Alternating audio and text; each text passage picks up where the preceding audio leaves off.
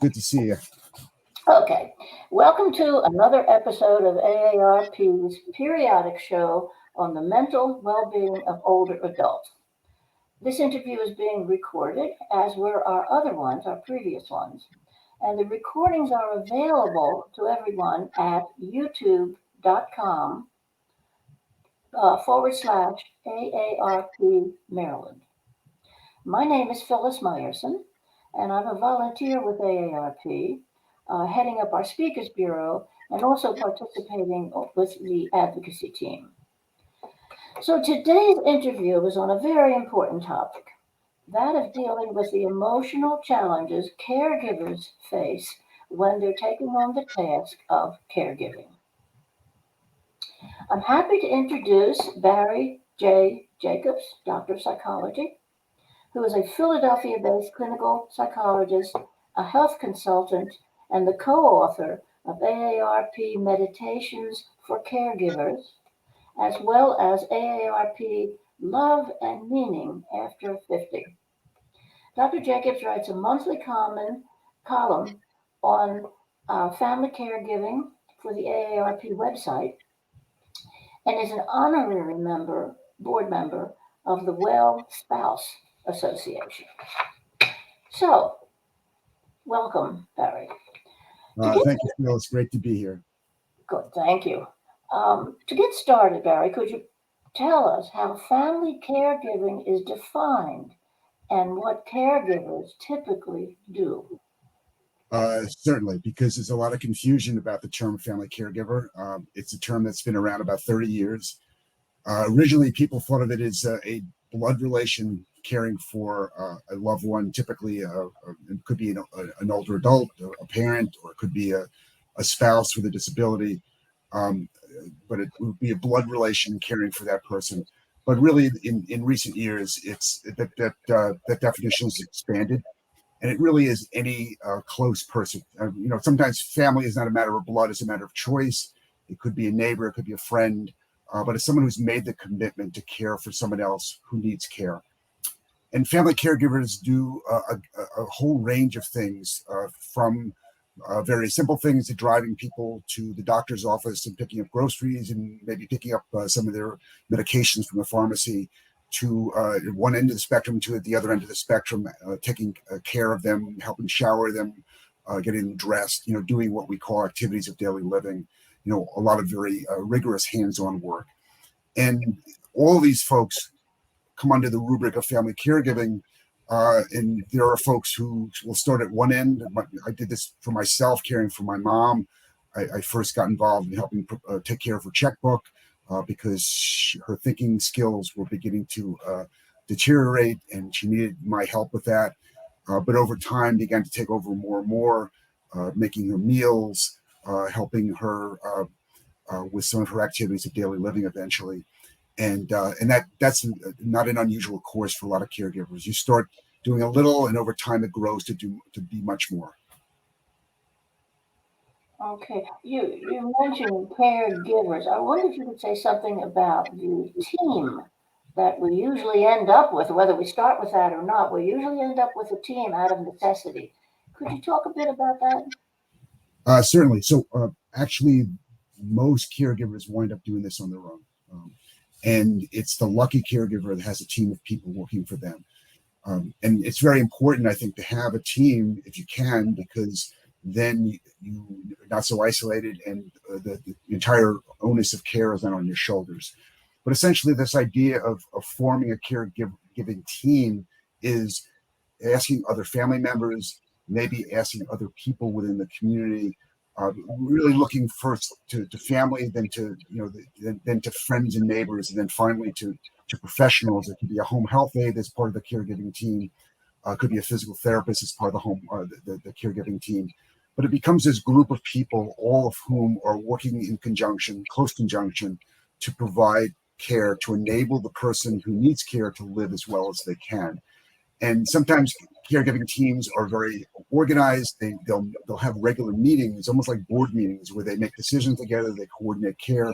Other times it's a kind of loose confederation of people that may not communicate very well together. It's better when there's a large caregiving team and where there's, as with any large group, where there's a leader who's helping coordinate activities among the different members of that team. That's interesting because there's a family member that I have to. I'm part of the team, but it was only yesterday, and I've been doing this for a while now. But it was only yesterday, maybe the day before, that I realized that all of us who I go out on Monday, somebody else goes out on Tuesday, somebody else comes out on Friday, and I realized that's our team. And it took me a little bit of time to perceive it as a team activity. Okay, another question. How are family caregivers affected by caring for loved ones? What emotions do they usually experience or struggle with? And why do they often feel so guilty? Okay, and we'll start with how they're affected. Uh, we could spend probably an entire hour or more talking about guilt alone, but so there's been quite a lot of research that's been done over the years about how caregivers are affected by caregiving, and it basically finds that most people are stressed. And then there is a smaller percentage, maybe about a third of caregivers that are highly stressed, and the ones that are highly stressed are more prone to negative both psychological consequences, for instance, depression or anxiety, and medical consequences, developing their own health problems. But for most of us, caring for someone is an important task that we take on. We often do it because we feel a sense of purpose in doing it, maybe a sense of fulfilling a duty. But it's often, it can be very gratifying for many folks, especially if you feel like you're making a significant difference. But there's often a lot of sadness that goes along with it, seeing someone you care about declining, seeing them helpless sometimes, feeling that their suffering is causing you to suffer. There can be a lot of anger at maybe lack of cooperation on the part of the person you're caring for, or lack of cooperation among other family members, or even anger at the healthcare professionals who don't seem to be helping provide as much assistance as you would like. Where the guilt comes in, and the guilt unfortunately is extremely common, is that people feel like caregivers feel like they should help their loved one get better, live better, and when their efforts fall short, oftentimes just because of the reality of the situation, somehow they take it, they feel responsible for it. Somehow that if they were worked harder, they were more devoted, that they can somehow turn things around. I've heard many people, for instance, say this to me about dementia. If I'm a good enough caregiver, I could help this person get rid of their dementia. When unfortunately we know that from the scientific standpoint, that's not true. The dementia, if it really is dementia, is going to progress regardless of how perfect a caregiver may be. And the fact is, most caregivers are not perfect because most human beings are not perfect. So, but caregivers, like many of us, are very apt to focus on the things that they don't do well. Maybe they got irritated one time and raised their voice, or maybe they forgot to pick up some medications one time, or maybe they overslept and didn't show up for an appointment. Those things unfortunately loom large in their minds. And they may do 99 things really well for their loved one, but that one thing that they may have made a mistake about, they tend to beat themselves up about. And that's where the guilt comes in. So a lot of the work that I do for caregivers in my work as a psychologist is I'm trying to lower this standard of perfection, help people see themselves as really doing extremely good work just by dint of being devoted and loving family members, even if that means they're imperfect at times. No one is expecting perfection. No one needs a perfect caregiver. They need a good enough caregiver. How do you do that in general? I think that's kind of an interesting concept, but how do you deal with that? Because there's those kinds of things, anger and guilt are so difficult to get rid of. What do you do in the So, service? one of the things I do is let's say it's a husband and wife, and the wife is caring for the husband, and sometimes the husband is stubborn, doesn't want to eat, doesn't want to take a shower, doesn't want to do a lot of things, and the wife, who's a caregiver, gets irritated and maybe even expresses some of that irritation, and then she feels terribly guilty for having maybe spoken harshly to her husband. What I often say to her is, before your husband began to develop illness, did the two of you ever have any arguments? Did you ever have any kind of friction at all? And she would say, well, of course. And I say, well, I mean, why would this be any different now? It's just part of the relationship between two human beings that live in close proximity. There's just a little bit of a friction, that occurs when people are rubbing elbows all the time, and that means that for folks to feel like once their loved one has an illness or disability, that somehow they can't be spoken to in the way that they've always been spoken to is not realistic. I mean, we're human beings. We're going to react to things that go on. Sometimes the people we're caring for are in fact irritating, and we're going to get irritable about them. And so I try to help people see these reactions that they're not proud of in terms of normalcy. This is what most caregivers experience. And if they go through it, it doesn't mean that they're somehow committing some heinous crime. Mm. I was to support that, I was at a caregivers cafe at Johns Hopkins Hospital many, many years ago, I guess it was. And the thing that all the participants agreed upon was that no matter how hard they tried, at the end of the day, the caregivers felt that they hadn't done enough for their loved ones. And I think that's what you're saying. Yeah. I think so. And that's unfortunate because caregivers work awfully hard. And really what I try to do is to help them see the positive difference that they're making. Can they save their loved one from illness and disability? The answer is no. And to expect themselves to do that is unfortunate, because it means that they're setting themselves up to not be able to reach this high bar and then to feel like a failure. And instead, I help them see what a difference they're making in the quality of their loved one's life, and that's all I think any of us can do for the people we care about.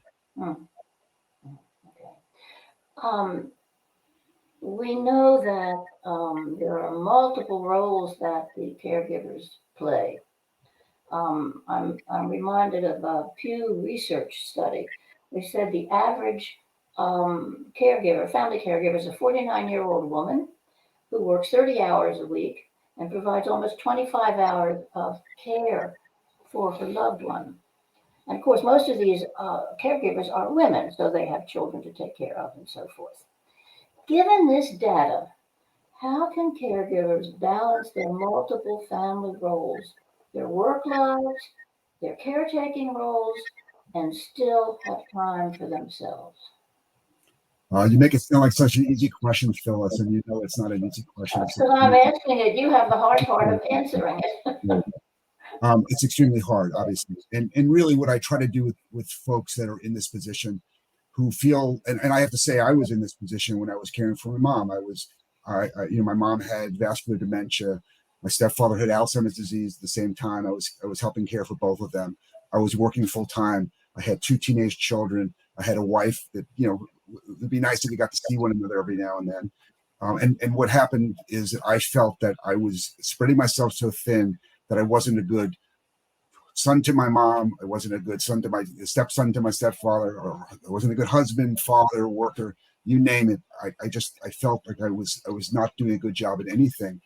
And what it really required of me, and I think requires of caregivers in general, is stepping back and sometimes just assessing what they're capable of doing in a 24-hour period, and what the limitations they have, because all of us have limitations, and then to make a more realistic caregiving plan in accordance with the limitations that we have. And that may mean, for instance, that we cut down the number of hours for which we provide care to a parent. By bringing other family members in, by bringing paid help in if we could afford it, because what I found in my case is that the amount of time I spent with my mom came at the expense of my wife. That was only going to fly, but for so long. My wife is extremely supportive, but our relationship suffered because of the time I devoted to my mom. The same thing happened with my children. When I realized that I maybe I needed to rethink the balance, then I had to step back and make different choices. And did those choices make me feel guilty? Sure they did. but I also felt guilty when I was spread thin and doing no good for anybody. So sometimes it requires having a conversation with someone else, an outside party, who can help you think about how do you divvy up your time, and even more importantly, how do you bring in more people, more energy into the caregiving system, so that it's not all on your shoulders. And that's a great example. Thank you. Because when we started this section, I said the women are the main caregivers. And no, they're not. What you very aptly described is that, yeah, the men are out there too during their share. So that's Yes, a yeah, good way to look at it. Thank you. yeah. The breakdown is actually 60% of all caregivers are women, 40% are men. 20 years ago, it was 70-30. So us men are stepping up and doing more. And I, if I had sisters, maybe they would have wound up caring for my mom. But my mom had no daughters; she only had sons. Me and my brother doing the work. Okay. Okay. One of the things you've alluded to, but we haven't really talked about, is burnout. And are certain caregivers more likely to feel burnout? And if so, why? And how can burnout be prevented or overcome?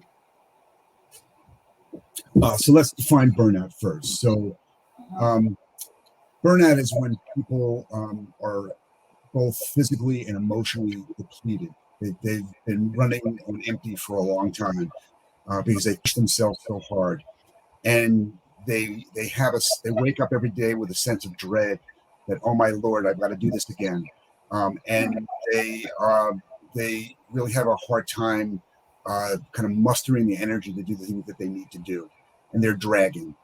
And folks who get really burnt out are prone to getting clinically depressed. Um, so you asked the question, are some caregivers more prone to burnout than others? And the answer is yes. So caregivers that are working, doing caregiving more than 25 hours a week, so just the amount of caregiving people are doing comes into play with burnout. I think caregiving for someone who has dementia is probably the hardest kind of caregiving there is. Those folks are prone to burnout. And I think that folks that are reluctant to accepting help, which unfortunately happens, there are many caregivers that feel like they're responsible for doing it themselves, and they will not allow other people to step in, even other family members to step in and help. And consequently, they wear themselves down, and they're more likely to burn out. And the way to prevent burnout is really to increase the size of the caregiving team, as we talked about before, and to really revise a caregiving plan so it's not so arduous, so it's more sustainable. What I always talk about with caregivers is that caregiving, particularly for someone who has a long-lasting disease like dementia, it's not a sprint, it's a marathon. And that's a cliche, I know, but it's a very effective cliche. So to run a marathon, people have to know how to sustain themselves over the course of the race. Otherwise, they're going to burn out in the middle of the race and have to drop out. And to run a marathon, people have to take in nutrients. They've got to know the lay of the land, i.e., know a little bit about what the trajectory of dementia is going to be. And they need to know something about how do I run alongside others? How do I get support so that I feel like we're all doing this together? So those are the ways caregivers avoid burnout, so that they can get from the beginning of the caregiving to the end without having to stop. Because that's not what people want. People don't go into caregiving saying, well, I'll do it for a little while and I'm going to stop. People go into it saying, I'm going to do this for as long as my loved one does this, but they have to be smart and strategic about it to prevent burnout. You said something about caregivers rejecting help when it's offered to them. Tell us more about that. Yeah, Phyllis, unfortunately in my work, I have seen a lot of this over the years. And these are often folks that may be more guilt prone, feel like accepting help is tantamount to shirking their duties, and that would make them feel guilty. So they don't want, other family members offer help, and they say, no, I'm fine, I've got it. Their own primary care doctor or other people might say to them, you really need to take it easy. And they say, no, I'm fine. And they take this on themselves and feel like they have to do this. Otherwise, if they deviate from the course that they set for themselves at all, that they are failing. And so to prevent that sense of failure, they are very resistant to accepting help. The unfortunate paradox here is by resisting accepting help, they make themselves more likely to burn out and less likely to fulfill the mission that they've set for themselves. And so the conversation I always have with caregivers is your sense of mission, the sense of purpose that's very important for you is to provide care to your loved one for as long as your loved one needs it. To do that, you really need to accept help to enable you to do that. Otherwise, you're going to put yourself in a position where you're going to be unable to fulfill this very important goal that you've set. And I say to them, I want you to achieve this goal because it's an important goal. But to do that, we have to kind of think about what other resources we bring in. Oh, okay. Do you ever get into the family dynamics when you get into that? The brother doesn't want the sister to do it, the sister doesn't want the aunt to do it. Every day of the week, all day long, family dynamics. I mean, because, there's the, we're talking a lot about how caregivers feel, internally, but there's a relationship between the caregiver and the care receiver.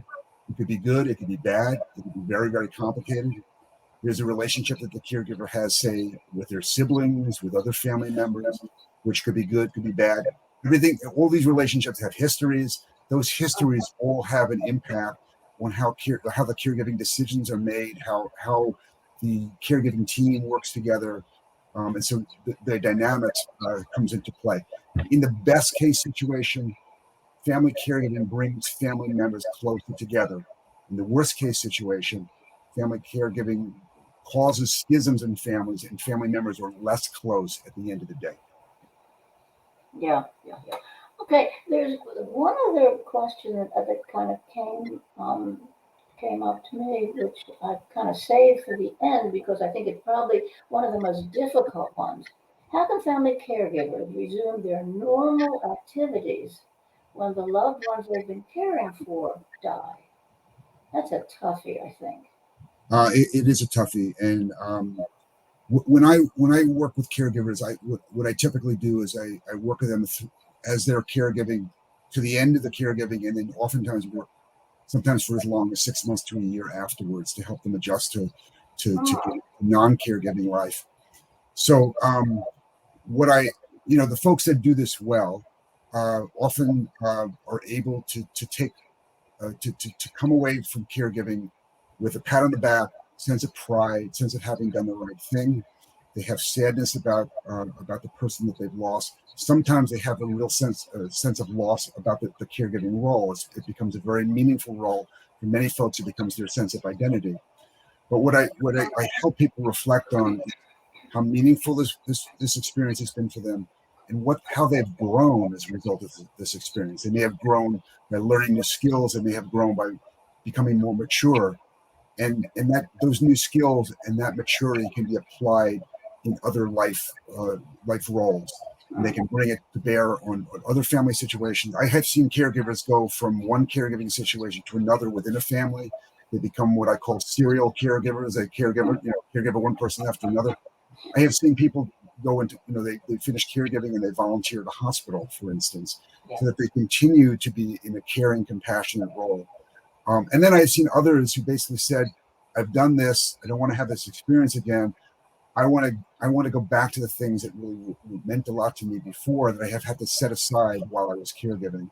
So there's no one right way to do this, but I think people need to kind of think it through and think about just how they've been changed by this experience and what new energy, what new wisdom they can bring to their lives as a result of this. And I think oftentimes people feel like they can bring a lot more to their other relationships, to their other roles, and that this has a very positive impact on who they are and how they're going to help others as they go forward. What happens to that the guilt and the frustration we're talking about when the person dies? How do they deal with that? Well, sometimes they deal with it with a lot of difficulty, unfortunately. When people feel guilty because they feel like they didn't do enough, or they they dwell on that one time when they yelled at their loved one. That guilt tends to haunt them, and sometimes makes the grief process more complicated. Um, and I end up working with caregivers around that to help them see again that truly in the time that they had, they did the best that they could with the limitations that they had. Were they perfect? They were not. Should they have expected themselves to be perfect? No. Can they forgive themselves for any mistakes that they made? My hope is yes, because they we you know they devoted themselves to providing care for a loved one. They made sacrifices of their own time and energy to care for a loved one. There's something highly commendable in that in and of itself, and their performance in that role is usually far better than they themselves rate. And so I try to help people kind of lessen the guilt and come away from this caregiving experience with a sense of having made a positive difference. Was it perfect? It was not imperfect, but they did pretty darn well. Okay. You talk about you having people come in and ask for your help. When is it obvious that the caregiver needs support? It may be your support or the public support, whatever. But when does that become pretty noticeable? Well, so let me answer that question this way, Phyllis. I think all caregivers need support from the beginning, right? I think, like if we're going to use that marathon metaphor, nobody runs a marathon and they go past the first water station in mile 3 and says, "No, thank you. I don't need water now. I don't need support. I'll keep going until I need support. I won't drink any water until I'm thirsty." Nobody does that because it's not a way to sustain yourself. The way caregivers sustain themselves is they use any and all support right from the beginning.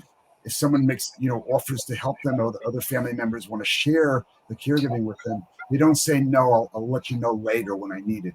It's not a good idea, because then what happens oftentimes is people will burn out, and then they're asking for help, and then it's very difficult to put some water back in the well when they've completely depleted themselves. So my answer to that is they need support from the get-go, and they should accept any and all help that's offered to them without any shame, without feeling that somehow it means that they're not a good enough relative. Okay, thank you for that answer. We're kind of at the end, or so kind of at the end, and I can't get rid of this thing on my. I'm trying to get in. Oh, there we go. Okay. Let's look at some of the questions that have come up in the Sure. comment section. Hank is asking, if a caregiver thinks that someone has dementia but is not diagnosed, what are your recommendations on how to handle that? So my recommendation would be to start with a person's primary care provider. And what I would do is reach out to the provider without your loved one being present. I would either call that provider, or I would put it in writing and send a letter to them and saying, I have the concerns that my loved one's thinking skills are declining. Please do an assessment, a screening of their thinking skills to see whether they have that they're beginning to develop dementia. And so most primary care providers can do either what's called a mini mental status exam, or the Montreal Cognitive Assessment, better known as the MOCA. They're very short, takes 8-9 minutes to administer. It gives you a very rough screening score. And on the basis of that, if the primary care provider is concerned that someone's developing dementia, the next step will be to refer that loved one to a specialist, like a neurologist. But I would start with primary care. I would not wait till the dementia gets worse before bringing it to the attention of the primary care provider, because what medications we have available currently to help with dementia work best in the early stages. We want to use medicines like Aricept as early as possible to get the greatest benefit. And those medicines, by the way, don't cure dementia, but they slow down the progression of dementia. Okay. You said that the primary care would be the person to go to. what guidance do you have for people who are doing that? Because they need to be able to evaluate what the primary care is doing, whether it's a full evaluation. What do they need to look for when they walk into the primary care's office? So, I mean, most primary care providers are trained to do these screening tests that I just mentioned to you, the MOCA and the mini mental status exam. They're very gross screens. They're not going to make a diagnosis of dementia on the basis of those screens, but they're going to basically kind of say, yes, we need more evaluation, or no more evaluation is needed. And on the basis, so primary care providers will kind of tell you, yes, I think you should go on to the neurologist for a more in-depth screen. And so that I think is a pretty important role, just to kind of help people get directed in the right way. Okay, thank you. It looks like our time is just about up. It's wonderful to be hearing all this advice, and we certainly do thank you, Barry, for taking your time and giving us your expertise on it. The thing that we want to kind of leave you with is that those who are going through caretaking or who are anticipating it in the near future should know that they're not alone. And the figures that I have is over 5 million adults in the United States are caregivers.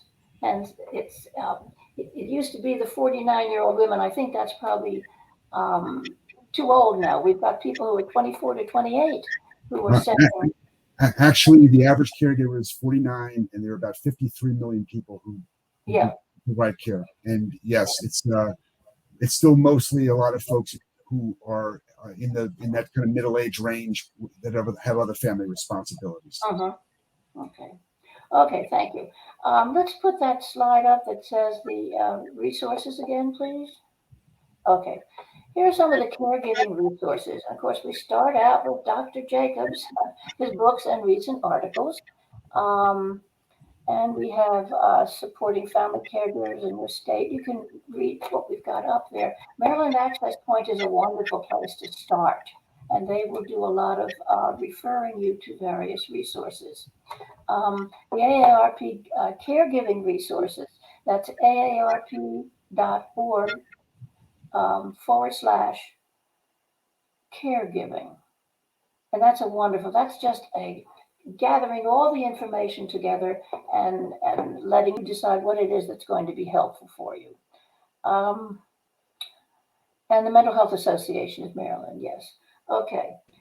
I think that's probably, let me throw in a couple that we didn't have there. There is a mental health and aging website for Marylanders at www.md for Maryland aging. The trick here is that aging is spelled AGING. They've left the E out on purpose. At www.mdaging.org. And of course, AARP has numerous resources to help the caregivers with the practical elements and with the emotional challenge. We have a booklet out that AARP has published called Prepare to Care Guide. And it's a wonderful booklet to go through all the steps, first of all, in recognizing, then getting treatment, and then moving on to how to take care of the caregiver. So, Barry, do you have any other comments you want to make? Any other thing that we left out? I just want to say, for all of you who are providing care to someone, be good to yourselves. I mean, you're doing important work. You're really demonstrating the value and the meaning of family. And I wish you luck with this work. And I would just second that. Run that marathons in a smart and a strategic way. Use what support is available. And I'll just thank you, Phyllis, and thank AARP of Maryland for this opportunity. Glad you're putting out this message, because I think it's such an important one. Thank you. And we certainly appreciate your coming here and sharing your experiences with us. Thank you so much. Well, we hope the listeners have found this to be useful. And again, thank you very much, Barry. Okay, stop here.